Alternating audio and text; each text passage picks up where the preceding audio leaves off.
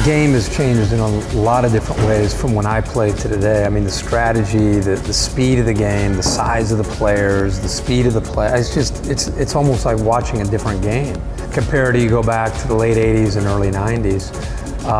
So I think that's probably the biggest area where you see the changes. That and the parity now. People are able to compete.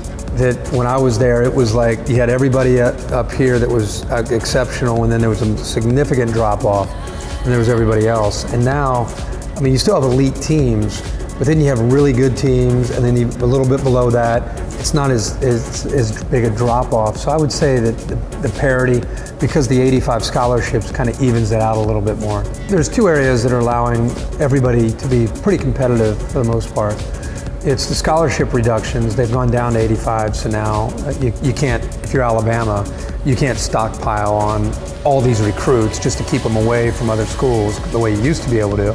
So now you have to be very selective with who you take, which opens it up for other schools to be able to take who they need, and then other schools, and it just kind of has a domino effect. So that's number one.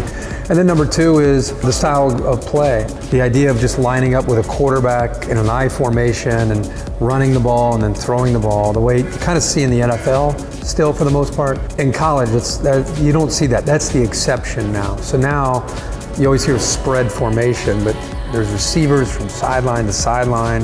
The quarterback has become the difference maker. So now people are putting their best athlete, a guy who can run and throw, at quarterback. So the scholarship reductions, the style of offense, and then a difference maker at quarterback, if you have a guy, allows people to compete on a much more frequent basis.